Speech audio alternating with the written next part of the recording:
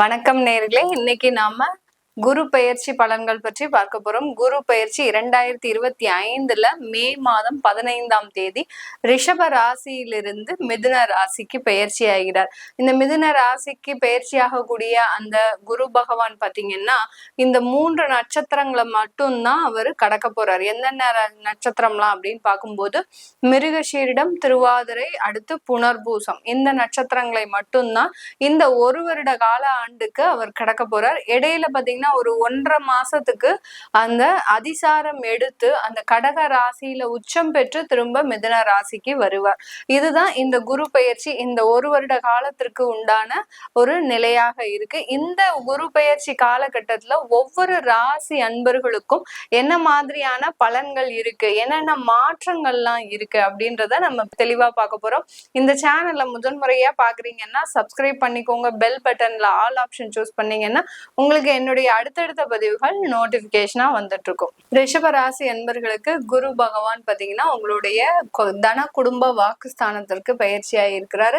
2ஆம் இடத்துல பயிற்சியா இருக்கிறார். 2ஆம் இடம்ன்றது ஒரு நல்ல ஒரு ஸ்தானம் தான், ஒரு பாவகம். 2ஆம் இடத்துல ஒரு குருவோ உங்களுடைய பிறந்த கால ஜாதகத்துல 2ஆம் இடத்துல குரு இருந்தாலே அந்த வருமானத்திற்கு பஞ்சமே இருக்காது. ஏதாவது ஒரு இடத்துல உங்களுக்கு அந்த வருமானம்ன்றது ரொம்ப எளிமையான முறையில கிடைக்கக்கூடிய ஒரு நேரமா தான் இருக்கும். 2ஆம் இடம்ன்றது அந்த குடும்பத்தை குறிக்கக்கூடிய இடம், அடுத்து வருமானத்தை குறிக்கக்கூடிய இடம், அதே சமயத்துல உங்களுடைய வாக்கையும் குறிக்கக்கூடிய இடம்.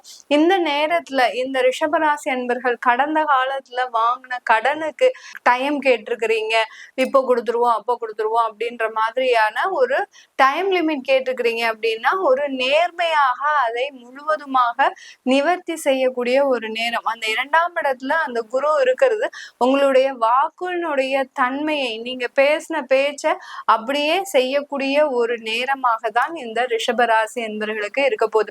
ரிஷபராசி அன்பர்கள் எப்போதுமே நிறைய ஒரு தனிமையை விரும்பக்கூடியவர்களாக இருப்பாங்க. அதே சமயத்துல ஒரு அழகா ஒரு எளிமையா அந்த அழகுலையும் பாத்தீங்கன்னா இவர்களுடைய குடும்பமே பாத்தீங்கன்னா ரொம்ப அழகான குடும்பமா இருக்கும்.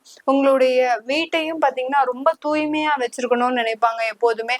அதே சமயத்துல வீட்டுல இருக்கக்கூடிய ஒரு நபர்களை பொறுத்து சில விஷயங்கள் எல்லாம் அப்படியே பிளான் பண்ணி செய்வீங்க. ரொம்ப அதிகமாக இந்த ரிஷபராசி என்பர்கள் அந்த நகையை சேகரித்து வைக்கிறதுல ரொம்ப ஆர்வம் காட்டிக்கிட்டே இருப்பாங்க.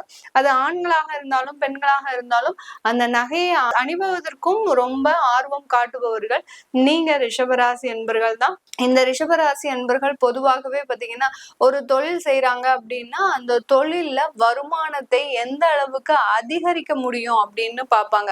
அதாவது ஒரு பல மடங்கா லாபத்தை பெருக்குவதுல இந்த ரிஷபராசி என்பர்கள் ஒரு திறமை வாய்ந்தவர்களாக இருப்பாங்க. ஆனா கடந்த ஒரு 2 வருடங்களாக பாத்தீங்கன்னா தொழில்ல பெருமளவு லாபத்தை இவர்களால சந்திக்கவே முடியல.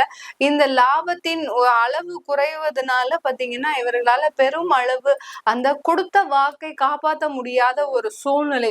நீங்க எதிர்பார்த்து இருந்தது ஒரு டைம், ஆனா நடந்துட்டு இருக்கிறது வேற மாதிரியா நடந்துட்டு இருக்குது.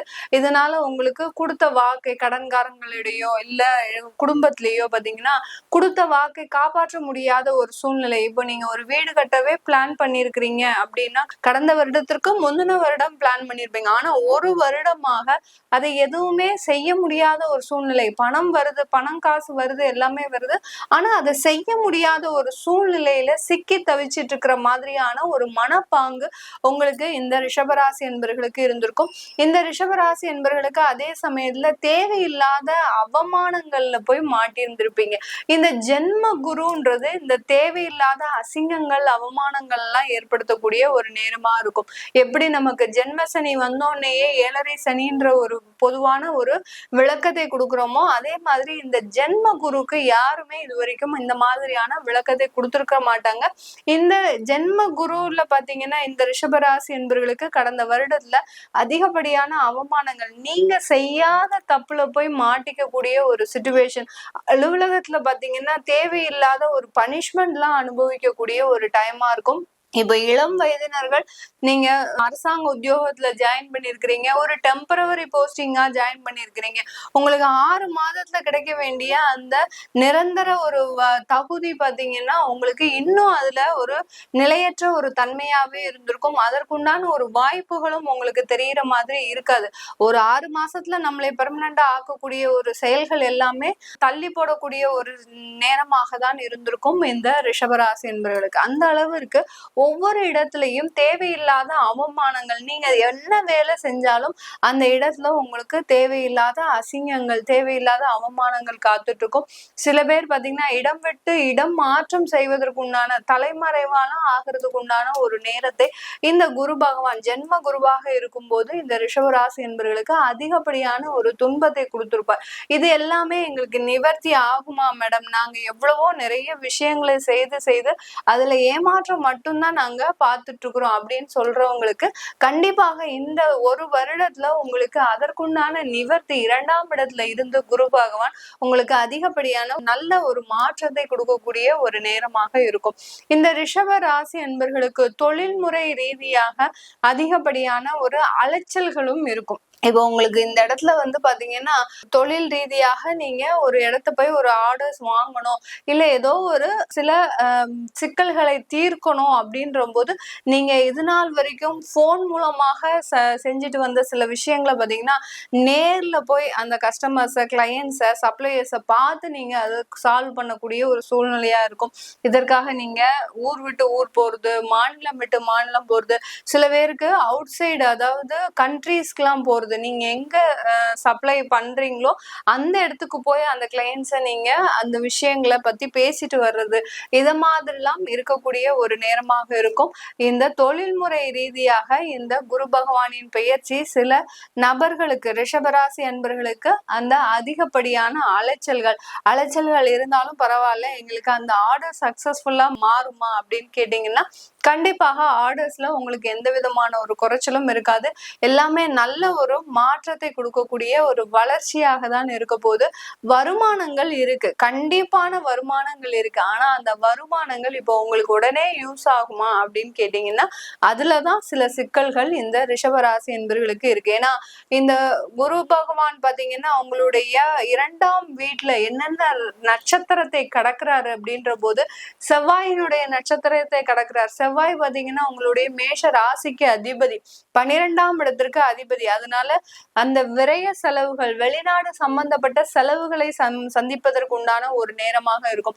அடுத்து அந்த செவ்வாய் ஆகப்பட்டவர் உங்களுடைய கலத்திராதிபதி. அதனால திருமணம் சம்பந்தமான சுப விரயங்களுக்கு இந்த பண வருமானங்கள் செலவு செய்யக்கூடிய ஒரு நேரமாக இருக்கும். அடுத்து ராகுனுடைய நட்சத்திரத்தை கடக்கிறாரு இந்த குரு பகவான்.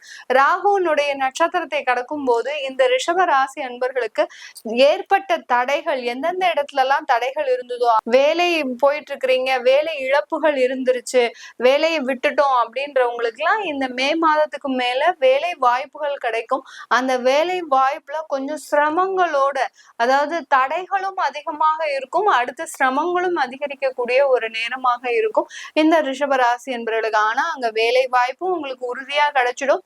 உங்களுக்கு அந்த எல்லாமே சக்சஸ்ஃபுல்லா நடக்கும். சிரமங்கள் தான் அதிகரிக்கக்கூடிய ஒரு நேரமாக இருக்கும்.